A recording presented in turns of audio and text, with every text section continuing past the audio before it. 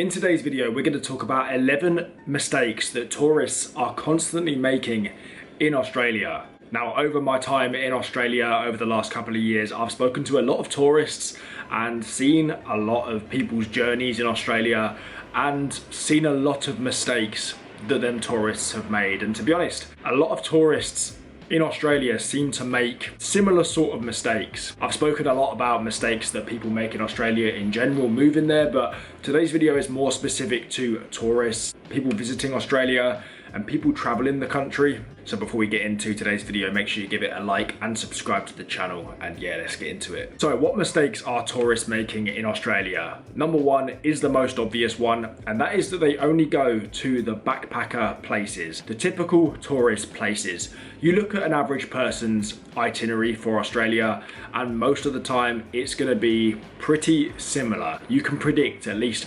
Melbourne, Sydney, the Gold Coast, Brisbane, Byron Bay maybe, the Whitsundays, and maybe Cairns. That is what I would say is most people's itinerary when it comes to Australia.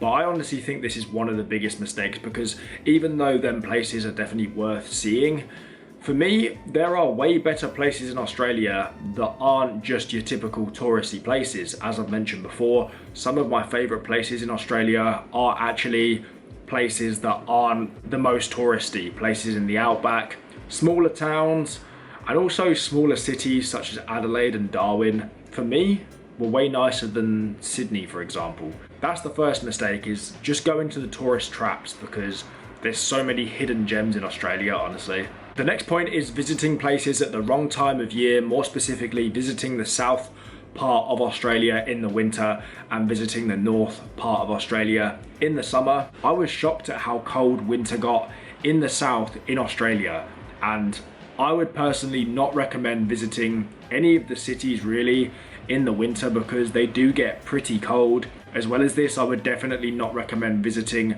northern Queensland, the Northern Territory, stuff like that in the summer, because it is unbearably hot. The humidity is crazy and there is a risk for cyclones and stinger season and all that kind of thing. So I would definitely recommend visiting the cities in the south in the summer and then coming up to the northern part of Australia in the winter, because it's still hot. A lot of people make this mistake and they book a holiday to Australia and they spend half of it in Sydney in the winter when you could be up north in the sun. Point number three is they completely miss out the west coast. And whilst there is probably more to do on the east coast in Australia, it is very surprising how many people completely miss off the west coast. Mostly because, yeah, there's not many cities over there, and also it is quite far away. But if you're traveling Australia, I honestly think you cannot miss the west coast, especially when it comes to scenery and beaches. I still need to travel a lot of the west coast myself, but I have lived in Perth and that was my favourite city I lived in Australia. But I think missing out the west coast in general is a big mistake, because that is honestly where the best beaches are in Australia. The scenery over there is incredible and there's hardly any tourists compared to the east coast, so you're gonna have it to yourself. The only downside with the west coast is you do need a car to travel. There's not many buses and coaches like there is on the east coast.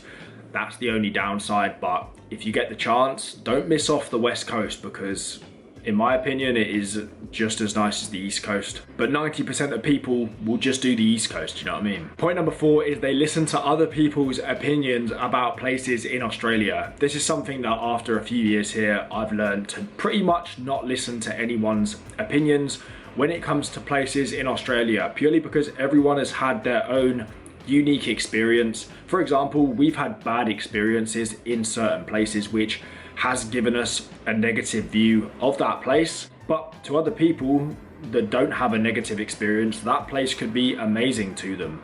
And the amount of people that haven't been able to find a job somewhere and then they just chat shit about that place and say it's bad, when in reality they just had a bad experience.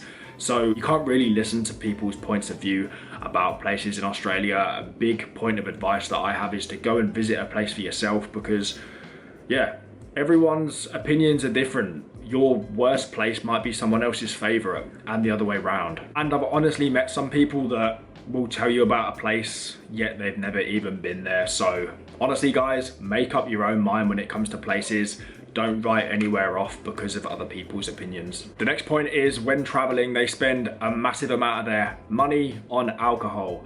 Now, obviously when you're traveling, you want to go out, you want to have fun, you want to experience the nightlife, of course, but in Australia, alcohol is the most expensive thing compared to what it is in the UK.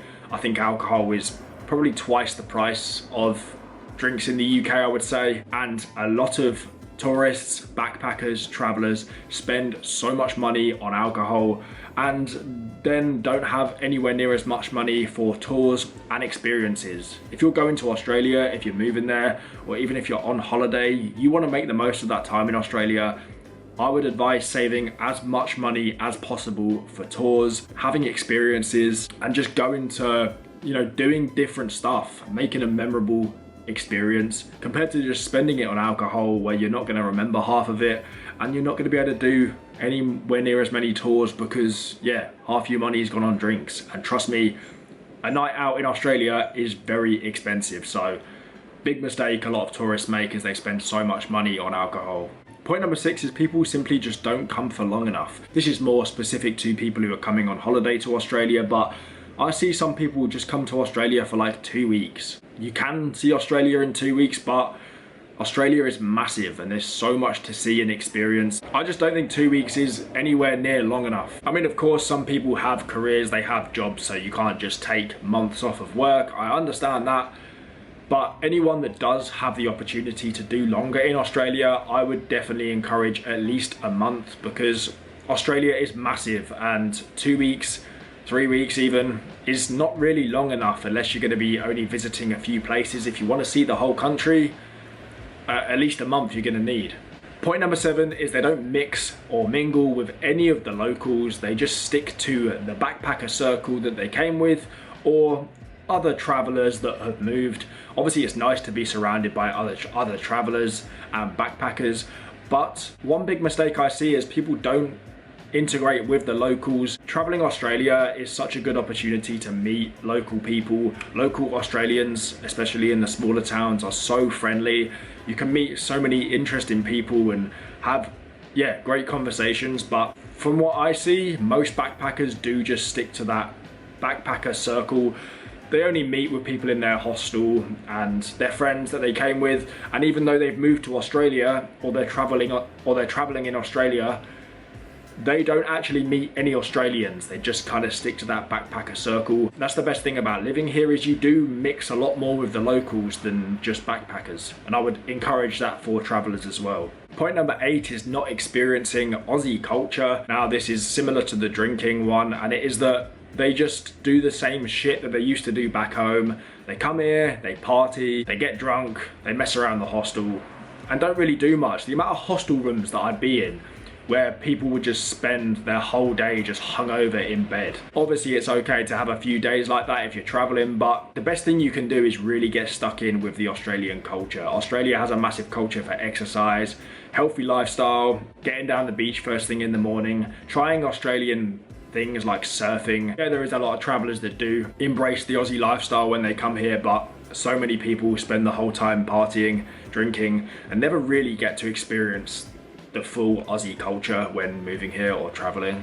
Point number 9, a very obvious one, but very common, they don't wear any sun cream. For you guys who are traveling, particularly from Europe, the UK, the sun in Australia is so much stronger than what it is over there, and the amount of burnt travelers that I see is crazy in Australia. People don't realize how strong the sun is over here, and you're gonna get burnt if you don't wear your sun cream. Point number 10 is they just swim far out in the ocean without caring at all. Now, not everyone makes this mistake because a lot of people do listen to the advice and they are scared of the sea, but honestly, some tourists just don't care. I swear half of the shark attack stories I see on the news in Australia are tourists because they're just stupid. Australians, I feel like, know what it's like here a bit more. They're not going to swim so far out at sea, especially like jellyfish and stuff, and people who travel here aren't as aware of the wildlife, I don't think, and how dangerous it can be, particularly in the sea. Sharks, jellyfish, octopus, even crocodiles. It's a big mistake swimming far out in the sea in Australia unless there's a net. And point number 11 is not bringing any warm clothes. I sort of made this mistake when I moved. I only came with like a few hoodies and stuff. And yeah, it's a pretty big mistake because honestly, the winter in Australia in the south is way colder than I expected. And if you don't bring warm clothes, you're gonna be pretty cold in Australia in the winter. Obviously in the summer or up north, you're gonna be in a t-shirt, but yeah, if you're gonna be in Sydney, Melbourne, Perth in the winter, you're definitely gonna need a coat, honestly. And I feel like tourists just come with shorts and t-shirt and think that it's gonna be hot the whole time. So they are 11 mistakes that tourists keep making in Australia. From my experience, what I've kind of seen, and I've seen on social media as well. Let me know your thoughts in the comments on this one. And I'll see you very soon with another video.